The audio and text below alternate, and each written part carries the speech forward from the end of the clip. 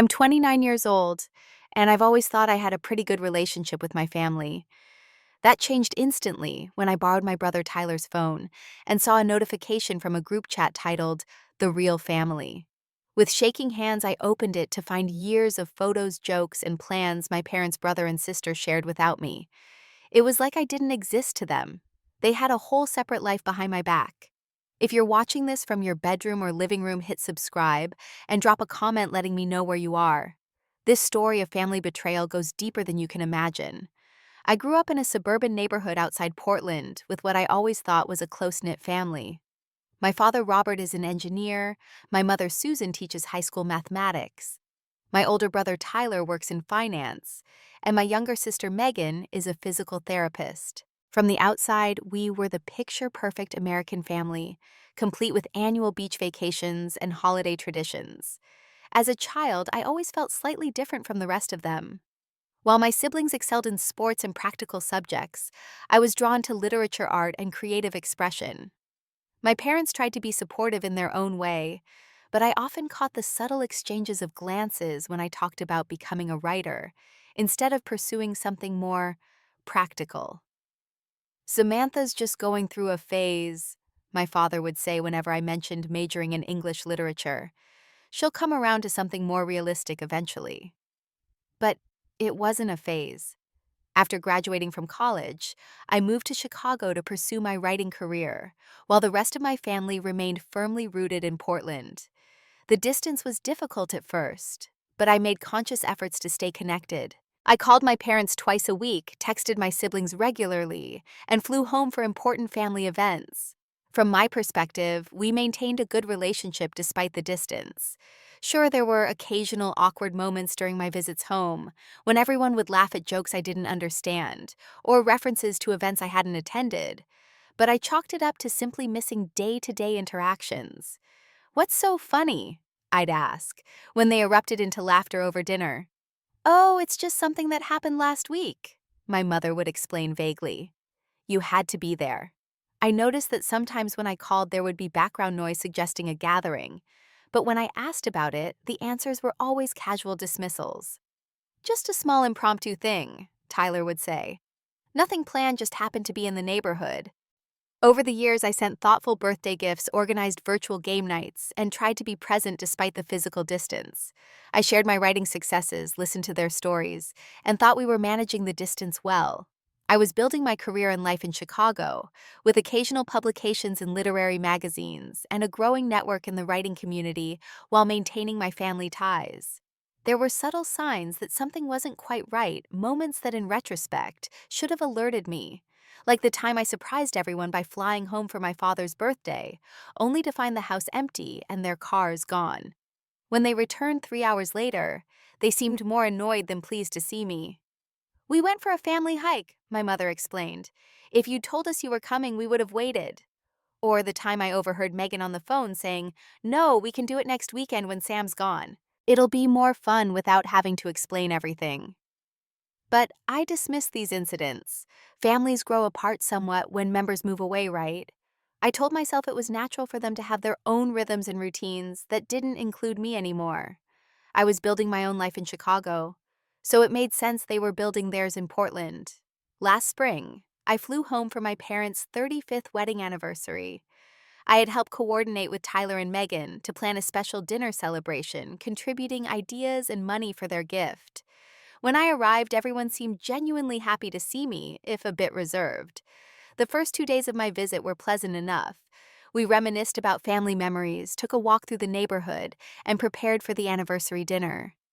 I felt that slight disconnection that had become familiar during my visits, but nothing seemed particularly wrong.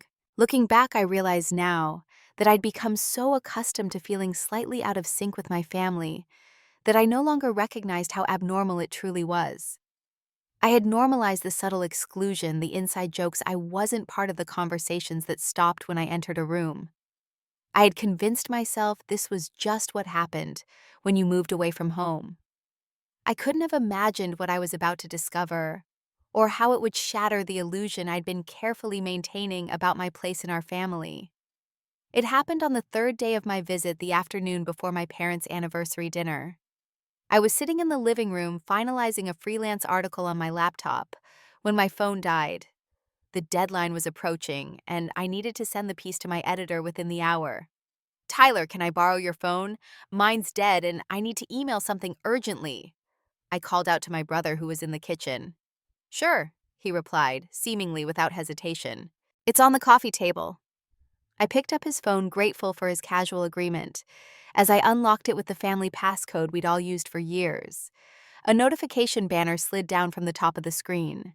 The Real Family Mom. Don't forget, we're doing the actual anniversary celebration next weekend after Sam leaves. Dad's reserved the private room at Riverstone for Saturday at 7. I froze, staring at the message. The Real Family. My stomach dropped as confusion and dread washed over me. Before I could think better of it, I tapped on the notification, and the chat opened to reveal years of conversation history. With shaking hands, I began scrolling through the messages. Photos of family gatherings I knew nothing about. Dinners at restaurants we used to go to together. A weekend trip to the coast. Christmas morning with presents under the tree. All events that had taken place without me, often within days of my departure after a visit. Megan. So glad we waited to do the real Christmas after Sam left. Her thoughtful literary gifts are always such a drag. Dad. Next time Sam visits, I'll pretend to have extra work to do. 3 days is too long to keep up the act. Tyler. She just texted asking about coming for Memorial Day weekend. Can we tell her it doesn't work? I want to invite friends over without having to babysit her feelings. Mom, I already told her it's fine. Sorry. But we can plan something fun the weekend after to make up for it. Message after message revealed their true feelings about my visits, my career choice, my personality, my very presence in their lives. They complained about having to censor themselves when I was around, mocked my writing aspirations, and coordinated to schedule the real celebrations after I left town. There were even discussions about my apartment, my friends, and my dating life, information I'd shared in confidence that had become fodder for their mockery. My mother, who always asked thoughtful questions about my writing during our calls, had written, "Sam sent me another one of her depressing short stories. I skimmed enough to fake that I read it. Who publishes this stuff anyway?" The group chat dated back nearly 5 years, almost the entire time I'd been living in Chicago. 5 years of a parallel family life that explicitly excluded me. 5 years of performances during my visits and phone calls. 5 years of the real family that existed only when I wasn't present. I was so absorbed in the horrifying discovery that I didn't notice Tyler walking into the living room until he spoke. "Did you send your email?" he asked, then stopped abruptly when he saw what was on his screen. His face drained of color. "Sam, what are you doing?" I looked up, tears streaming down my face. "The Real Family, that's what you call yourselves when I'm not around." Tyler lunged forward and grabbed the phone from my hands. "You had no right to read my private messages," he said, but his anger seemed overshadowed by panic. "Private messages? That's a group chat with Mom, Dad, and Megan, the Real Family apparently." My voice broke. "How long has this been going on?" Tyler's expression shifted between guilt and defensiveness. "It's not what it looks like. It looks like my entire family has been lying to my face for years. It looks like you all pretend to want me around and then celebrate when I leave. It looks like everything I thought about our relationship is a lie." "You're overreacting," Tyler said, but he couldn't meet my eyes. "It's just a stupid name for the chat. It's not a big deal." "Not a big deal." I pulled out my own phone, now plugged in with enough charge to function. "Should I read back some of the messages to you? The ones where you complain about babysitting my feelings? Or how about Mom saying she just skims my stories? Or the multiple celebrations you plan specifically for when I'm gone?" My voice had risen, attracting attention from the rest of the house. My mother appeared in the doorway, followed closely by my father and Megan. "What's going on?" my mother asked, looking between us with concern. I wiped the tears from my face and stood up. "I know about the Real Family group chat. I saw everything." The color drained from my mother's face. My father looked away uncomfortably. Only Megan maintained eye contact, her expression hardening into something like defiance. "I think we need to talk," I said, my voice surprisingly steady despite the hurricane of emotions inside me. All of us. Right now. In that moment, looking at their faces, guilty, defensive, caught, I realized our family would never be the same again. And maybe it never was what I thought it was to begin with. We gathered in the living room, the anniversary celebration forgotten. I sat alone in an armchair while my parents' brother and sister took their places on the sofa across from me, a physical manifestation of the division I'd just discovered. "Explain it to me," I said, breaking the uncomfortable silence. "Explain how my own family has been leading a double life without me for years." My mother spoke first, her teacher's instinct to take control of difficult situations kicking in. "Samantha, the chat wasn't created to exclude you. It started innocently just as a way for us to coordinate local things since you were in Chicago." "Then why call it the real family?" I asked, the name still burning like acid in my mind. My father shifted uncomfortably. "That was just a silly nickname. It doesn't mean anything." "Really?" "Because from what I read, it seems to mean exactly what it says. You're the real family, and I'm what, the fake member you tolerate." Tyler jumped in his financial analyst brain, trying to minimize damage. "It was stupid, Sam, just a bad joke that stuck. We should have changed it." I turned to Megan, who hadn't spoken yet. "And what's your explanation?" My sister sighed, rolling her eyes slightly. "Look, you moved across the country. You chose to leave. We're still here dealing with everyday life together. Of course we have communications and inside jokes you're not part of." "This goes way beyond inside jokes, Megan. You literally reschedule family celebrations for when I'm not here. Mom and Dad's anniversary dinner tomorrow. Apparently that's just for show since you're doing the actual celebration next weekend." My mother at least had the grace to look ashamed. "That was wrong of us. I'm sorry you found out this way." "Sorry I found out. Not sorry you've been doing it." "You have to understand," my father interjected. "It's just easier sometimes.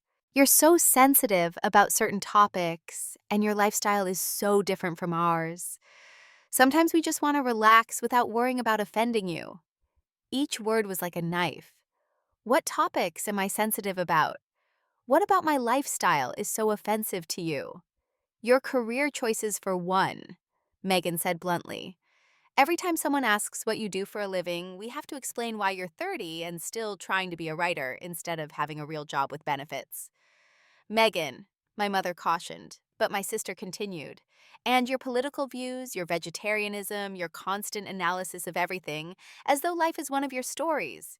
It's exhausting, Sam. Sometimes we just want to eat a meal without a lecture, or have a conversation that doesn't turn into material for your writing." I was stunned by the hostility in her voice. "I didn't realize existing authentically was such a burden on you." "See, this is exactly what we mean," Tyler jumped in. "You always have to be the victim, the misunderstood artist. Everything becomes a dramatic scene in the Samantha show."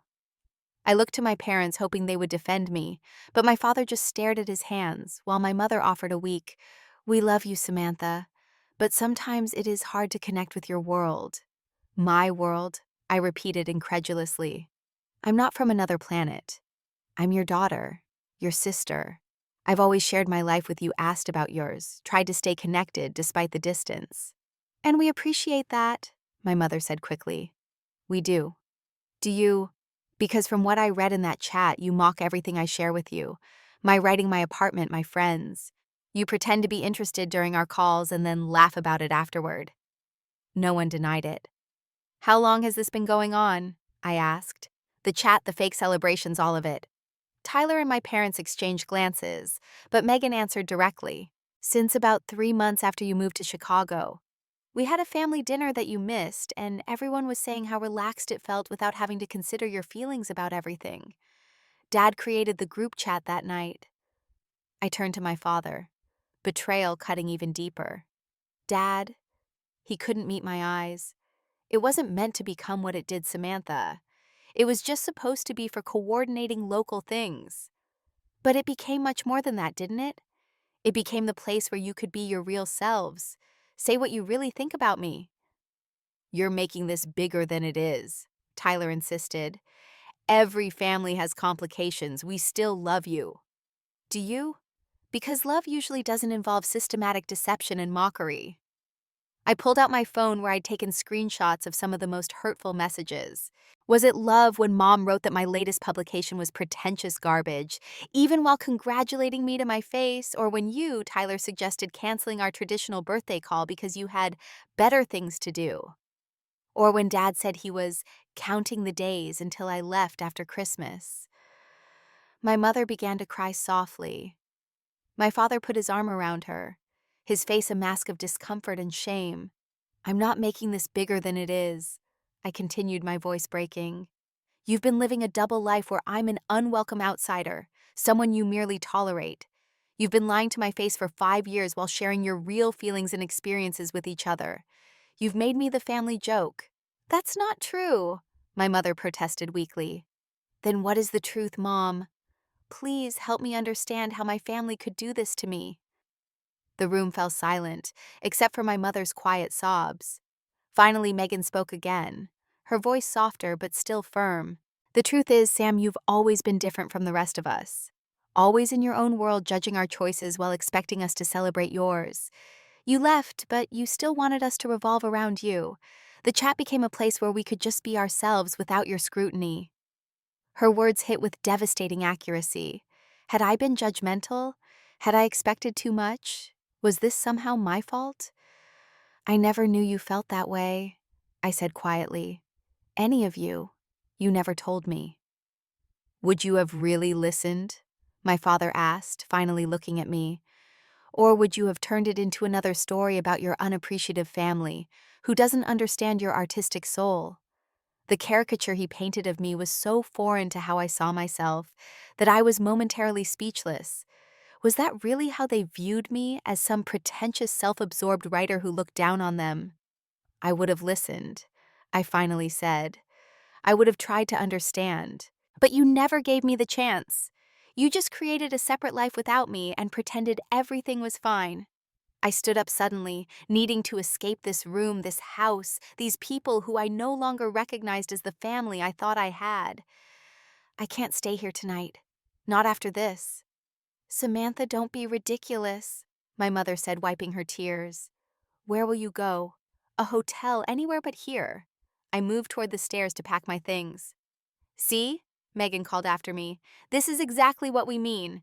Instead of having a difficult conversation, you're storming off dramatically." I stopped and turned back to them. "I just found out my entire family has been mocking and excluding me for years. I've read dozens of hurtful messages in your own words. I think I'm entitled to some space to process that." "The anniversary dinner is tomorrow," my mother reminded me weakly. "We've made reservations." I laughed bitterly. "Don't worry. You can all enjoy the actual celebration next weekend without having to pretend I'm part of the family." As I climbed the stairs to gather my belongings, the weight of what had happened began to fully sink in. Every memory, every call, every visit over the past 5 years was now tainted. How could I ever trust them again? How could I ever feel like I belonged? I threw my clothes into my suitcase with trembling hands, tears blurring my vision. The family I thought I had was gone. Or perhaps it had never existed at all. I checked into a downtown Portland hotel that evening, my mind reeling from the confrontation. The sleek and personal room seemed fitting for how utterly alone I felt. Once the door closed behind me, the emotions I'd been trying to contain burst forth in heaving sobs that left me curled on the bed, clutching a pillow to my chest. The screenshots I'd taken from Tyler's phone kept drawing me back like a painful addiction. I scrolled through them again and again, each message adding new dimensions to my family's betrayal.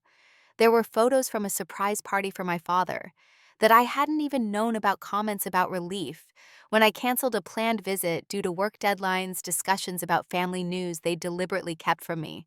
"Dad, no need to tell Sam about the beach house rental. She'll just want to come and then write about us in one of her stories." "Megan, got my promotion today, official celebration this weekend, but don't mention it to Sam yet. Don't want her visit next month to turn into being about my job." "Tyler, Sam just called asking about Thanksgiving plans." "I said we're doing the usual, but we're still on for the cabin the weekend after she leaves, right?" My entire concept of our family relationship had been false. I thought we shared our lives despite the distance, but they had created an entirely separate family identity that specifically excluded me. Around midnight, desperate for some connection, I called my best friend Zoe in Chicago. She answered sleepily, but became fully alert when she heard my shattered voice. "I'll be on the next flight," she said after I explained what had happened. "Don't argue with me. You shouldn't be alone right now." The next morning, still in my hotel room, I called Dr. Martinez, my therapist in Chicago, and managed to get an emergency video session. "What you're experiencing is a profound betrayal trauma," she explained after I recounted the discovery and confrontation. "It's shaking the foundation of your identity and sense of belonging." "I keep wondering if it's my fault," I admitted. "If I really am this judgmental, pretentious person they described, maybe I deserve this." "No one deserves deception from the people they trust most," Dr. Martinez said firmly. "Whatever issues exist in your family dynamic, creating a secret life specifically to exclude you was a harmful choice they made." She helped me recognize that while I might have contributed to relationship tensions, my family's response had been deeply inappropriate and damaging. We also discussed how this discovery connected to earlier feelings of being the odd one out in my family. Looking back, I can see this pattern started long before I moved to Chicago. I realized, growing up, there were always these moments where I felt like I was viewing my family through glass, present but somehow separate. "Family dynamics often establish themselves early," Dr. Martinez noted. "Your move may have simply provided the opportunity for existing patterns to become more pronounced." After our session, I reached out to a family dynamics support forum online and was surprised by how many people shared similar experiences of exclusion. Their stories helped me feel less alone, even as they confirmed the seriousness of what I was going through. Zoe arrived that afternoon, dropping her bags at the hotel and immediately wrapping me in a fierce hug. "I brought emergency supplies," she announced, pulling out chocolate face masks and a bottle of wine from her carry-on. "You didn't have to come all this way," I told her, even as relief washed over me at her presence. "Yes, I absolutely did. That's what real family does," she replied, the unintentional echo of the group chat name making me wince.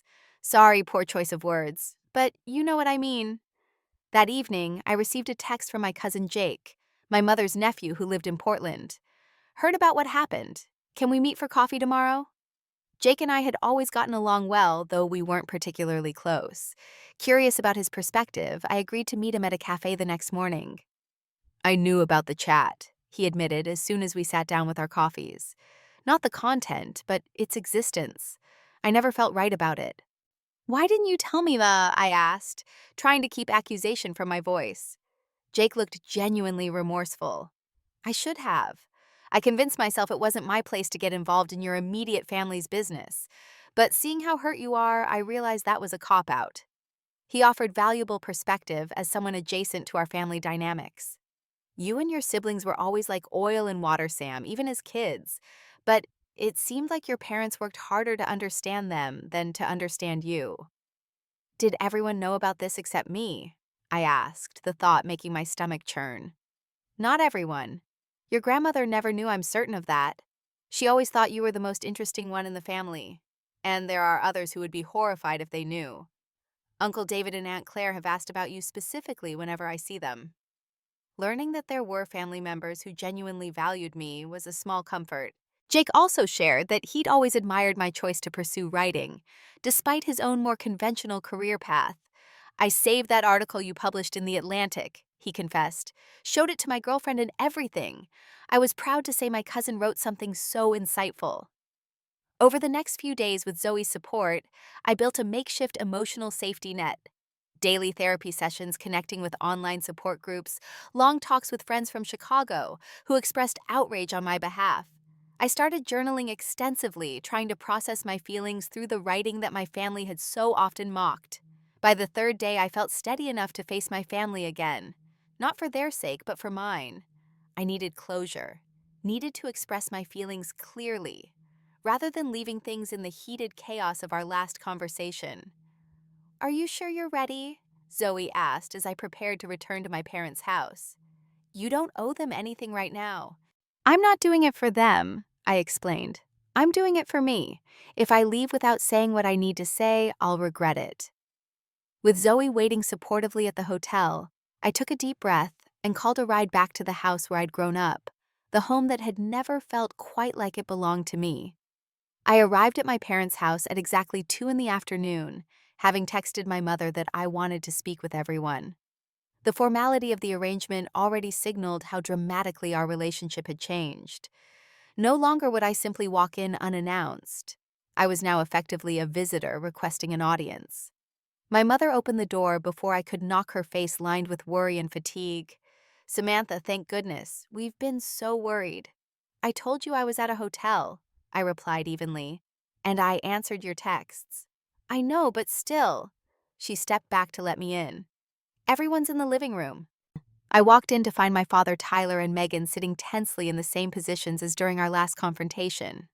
I remained standing, unwilling to recreate the physical dynamic of being lower than them in the armchair. "Thank you for agreeing to talk." I began the speech I'd rehearsed, suddenly feeling insufficient for the magnitude of this moment. "I've had some time to process my feelings about discovering your secret group chat and what it represents." "Sam, before you start," my father interrupted, "we want you to know that we've deleted the chat. It was inappropriate and hurtful." "Deleting the evidence doesn't undo the damage," I replied calmly, "but I appreciate the gesture." I took a deep breath and continued. "For 5 years, you've maintained a family identity that deliberately excluded me. You've presented one face to me while sharing your true thoughts and feelings with each other. You've mocked my career, my personality, my life choices, and coordinated to create separate celebrations that I wasn't invited to." No one interrupted this time, their faces showing varying degrees of shame and discomfort. "I came today because I need you to understand the impact of your actions.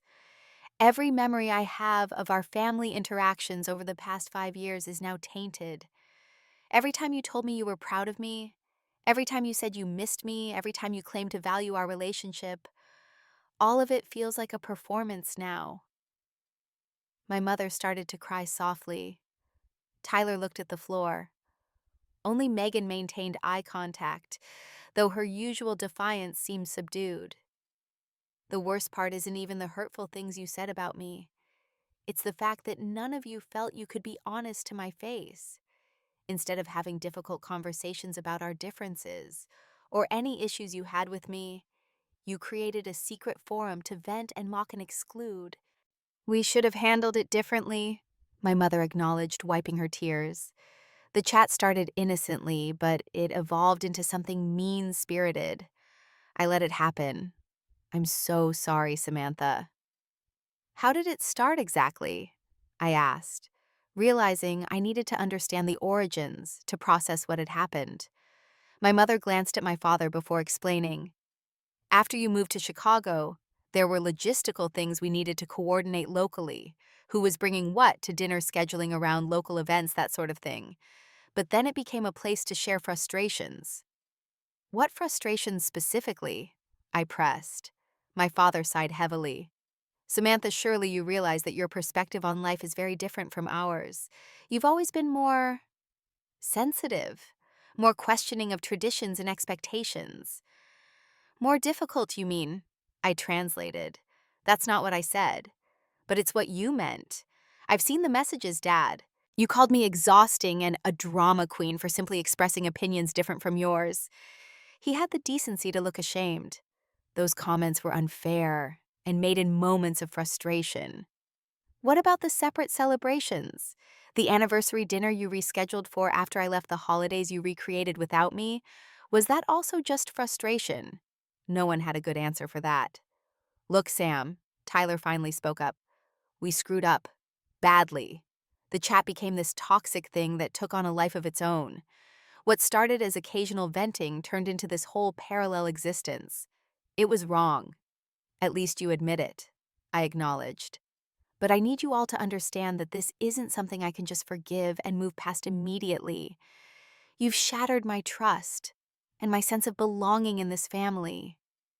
"What can we do?" my mother asked tearfully. "How do we fix this?" I shook my head. "I don't know if you can, or if I even want you to try right now." What I do know is that I need space and time. You're cutting us off. Megan finally spoke, a hint of her usual sharpness returning. I'm setting boundaries, I corrected her. I won't be part of a family dynamic where I'm tolerated to my face and mocked behind my back. I pulled out my phone where I'd saved more screenshots and placed it on the coffee table. This is why. Read what you wrote about me in your own words. Really read it and think about how you would feel if you discovered your family had been saying these things about you for years. They stared at the phone as if it might bite them. Finally, my father picked it up and began scrolling through the messages, his face growing increasingly pained. He handed it to my mother without a word, who began to sob more intensely as she read. Tyler and Megan looked over her shoulder, their expressions falling as they confronted their own words. I had no idea how much we were hurting you, my father said finally, his voice breaking. To my shock, tears filled his eyes, something I had rarely seen in my entire life. I never meant for it to go this far. You're my daughter, Samantha. I love you. His unexpected emotional display caught me off guard.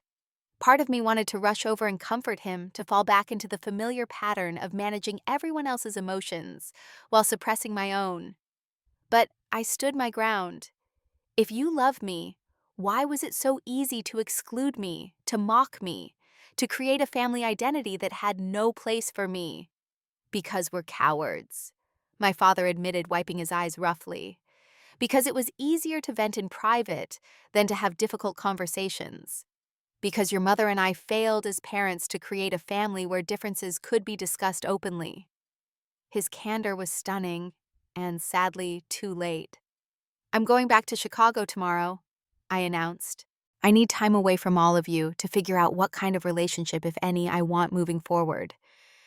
But we can work through this, my mother pleaded. We're family. Are we? Because from where I'm standing, the real family doesn't include me. The harsh truth of my words hung in the air. No one could deny them. As I turned to leave, Megan finally stood up. Sam, wait. I paused, turning back to my sister, who had always been the most openly critical of me. I'm not going to pretend I didn't mean some of what I said in that chat, she said, her honesty unexpected.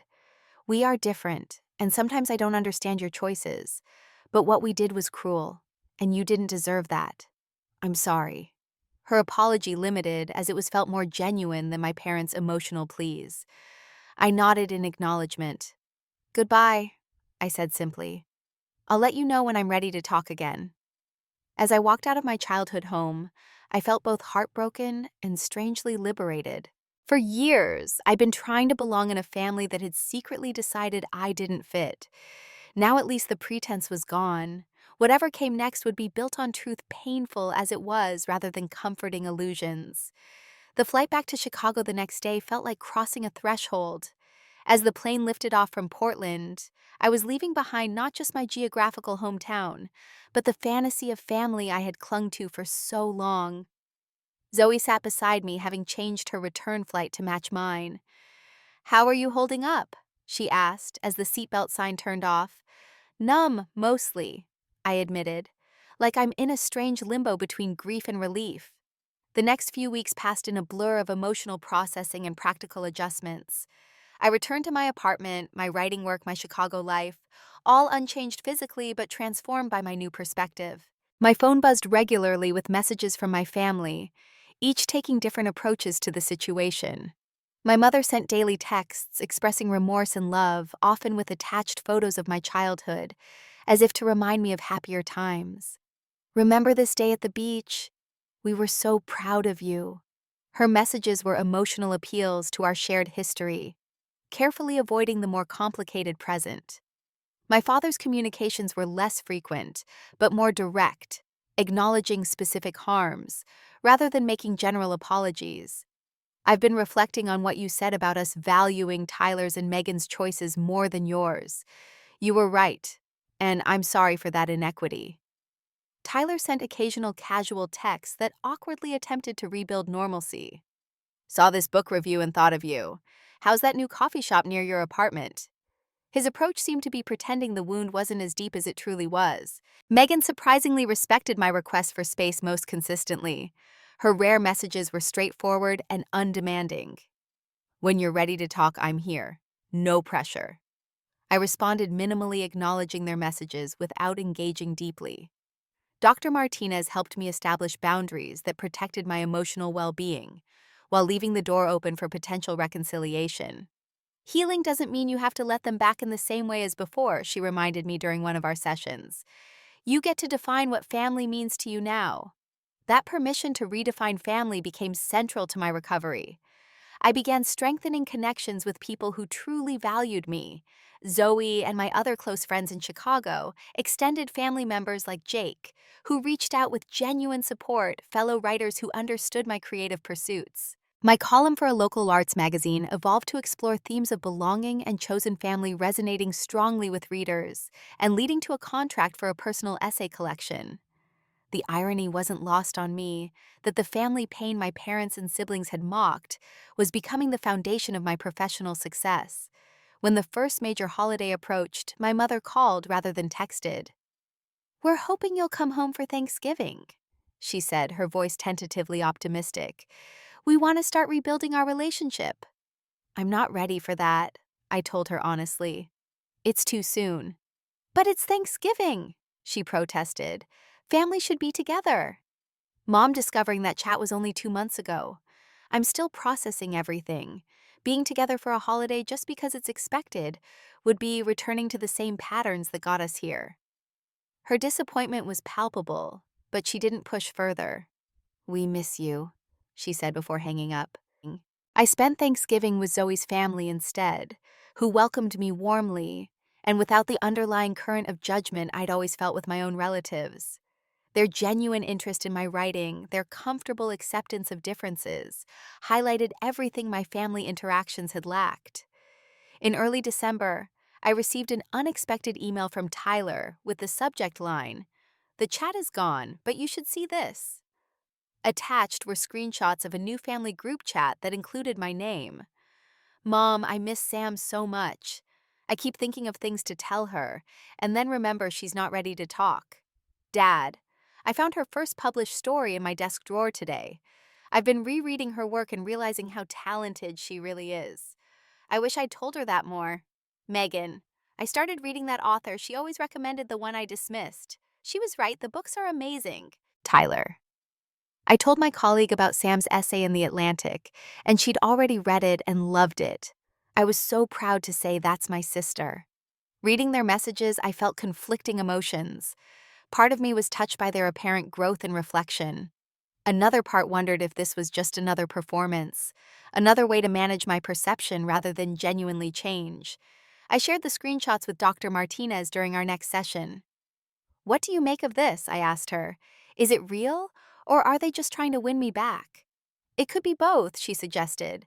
"They may genuinely miss you and regret their actions, but also be motivated by wanting to restore their comfort rather than truly addressing the harm they caused."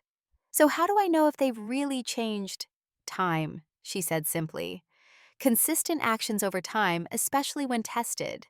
And most importantly, your own intuition about whether engagement with them adds to or diminishes your well-being." As the new year approached, I made a decision to take small, careful steps toward individual relationships with my family members, rather than trying to rejoin the collective. I scheduled a video call with my father, who had shown the most concrete understanding of the specific ways they had hurt me. "I'm not interested in pretending everything is fine," I told him clearly, "but I'm willing to start having honest conversations." "That's more than I deserve," he said, his usual confidence subdued. "Thank you for giving me a chance." Over the next few months, I had similar one-on-one conversations with each family member. Some were more productive than others. My father and I began building something new based on authentic sharing, rather than performance. Tyler made efforts, though he still occasionally defaulted to minimizing the severity of what had happened. My mother struggled to move beyond emotional appeals to family loyalty. Megan and I established a cautious mutual respect, if not the closeness we'd never really had. When my mother suggested visiting me in Chicago, I agreed with clear boundaries. She would stay in a hotel, not my apartment, and we would spend defined periods of time together, rather than the immersive visit she initially proposed. Her visit in April, 6 months after the discovery, became a turning point. Away from the family home and the established patterns there, we were able to relate to each other more authentically. She saw my life in Chicago, my favorite bookstore, the writing group that supported me, the coffee shop where I worked on my essays, and for perhaps the first time seemed to understand that my different choices weren't a rejection of her, but an embrace of who I truly was. I've been thinking about what you said about us creating a family identity that excluded you, she admitted as we walked along Lake Michigan. You were right. We built our sense of family around conformity rather than acceptance. I'm so sorry, Samantha. It wasn't an instant healing, but it was a step toward something real. The pretense was gone, replaced by the possibility of genuine connection. 6 months after discovering the group chat that shattered my illusions about my family, I sat in my Chicago apartment, finishing the final essay for my collection titled The Real Family. The piece explored how pain can sometimes be the doorway to authenticity, how losing the family I thought I had created space to build something more genuine. The journey hadn't been linear. There were still difficult days when anger would resurface, when a thoughtless comment from Tyler or my mother would suggest they hadn't fully understood the depth of their betrayal. There were moments of doubt about whether reconciliation was even possible or worth pursuing. But there were also signs of real change, small victories that gave me hope. My father had started reading my published work regularly and sending thoughtful, specific feedback that showed he was actually engaging with my ideas, rather than just performing interest. My mother had begun therapy of her own, working to understand her role in creating a family dynamic that valued appearance over authenticity. Tyler had apologized specifically for minimizing my career, acknowledging that his finance-oriented perspective had led him to dismiss creative work he didn't understand. Even Megan, the most resistant to change, had made efforts to connect with me on my terms rather than expecting me to adapt to hers. When she shared that she'd started journaling inspired by my writing practice, it felt like a genuine attempt to understand my world. The most significant change, however, was within myself. I no longer measured my worth by their validation or twisted myself into shapes that might fit their expectations. The desperate need to belong that had driven me to accept scraps of connection while ignoring signs of exclusion had been replaced by a stronger sense of self-worth. When my mother visited Chicago again, this time staying for a week, we had our first completely honest conversation about family dynamics. I think we always saw your sensitivity and creativity as problems to manage rather than gifts to nurture, she admitted. Your father and I didn't know how to parent someone so different from ourselves. That doesn't explain the secret chat and celebrations, I pointed out. She nodded, no longer becoming defensive at direct confrontation. No, it doesn't. That was cowardice and cruelty, plain and simple. We took the easy way out instead of doing the hard work of bridging our differences. This new willingness to acknowledge hard truths without deflection or minimizing was the most hopeful sign that real change might be possible. I developed the closest relationship with my father, whose genuine remorse had translated into consistent effort to understand me better. During a video call, he surprised me by asking about my writing process. I always thought creative work was somehow less rigorous than what I do in engineering, he confessed. But the way you construct these essays, building the narrative and emotional arc while maintaining clarity of thought, it's incredibly complex work. I'm sorry I didn't see that before. His words healed a wound I'd carried since childhood, the sense that my talents were somehow less valuable than my siblings' more practical skills. My relationship with Tyler remained complicated. Of everyone, he struggled most with accepting his role in hurting me, often defaulting to "we all made mistakes" rhetoric that distributed blame rather than taking responsibility. Our interactions were cordial, but guarded, a work in progress. Megan and I found common ground in unexpected ways. Her directness, once cutting, became an asset in our rebuilding efforts. "I'm not going to pretend I suddenly understand your life choices," she told me bluntly during one conversation. "But I can respect that they're right for you without needing to understand them." That honesty, however uncomfortable, felt infinitely preferable to the false harmony we'd maintained before. I declined the family vacation they proposed for summer, not yet ready for that level of immersion. Instead, I agreed to a weekend visit to Portland, staying in a hotel rather than the family home, with planned activities and built-in alone time. During that visit, I noticed the absence of phone checking and secret messaging that had once been commonplace. When we took a family photo at dinner, it was posted immediately to all social media, including accounts I could see, rather than save for their private sharing. Small signs of inclusion rather than exclusion. Baby steps toward rebuilding trust. The most profound change, however, was in my definition of family. The friends who had supported me through the crisis, Zoe flying across the country without hesitation, my writing group creating space for my pain in both personal conversations and creative work neighbors who checked in regularly during the darkest days, had demonstrated what unconditional acceptance truly looked like. I realized that belonging isn't about fitting perfectly into a predetermined mold. It's about being accepted for exactly who you are, differences and all. While I was cautiously rebuilding connections with my biological family, I was simultaneously strengthening my chosen family of friends and mentors who had never required me to be anyone but myself. My essay collection was accepted by a publisher, validating the career my family had so often dismissed. When I shared the news, their congratulations seemed genuine rather than obligatory. My father asked to read the manuscript, including the pieces about family trauma, a request that would have been unimaginable a year earlier. "Are you worried about how we'll be portrayed?" I asked him directly. "I'm sure it won't be flattering," he acknowledged. "But it's your truth, and you've earned the right to tell it." That simple recognition of my perspective as valid, even when uncomfortable for them, represented enormous growth. On the anniversary of discovering the chat, I received separate messages from each family member, acknowledging the date without prompting. No one tried to minimize what had happened or suggest I should be over it by now. They simply expressed continued remorse and appreciation for my willingness to work toward healing. That evening, I sat on my balcony watching the sunset over Chicago's skyline, reflecting on the year's journey. The pain hadn't disappeared entirely, and perhaps it never would. But it had transformed from a devastating acute wound to a tender spot that reminded me of both vulnerability and strength. I no longer needed to be included in a group called the real family to know my own worth.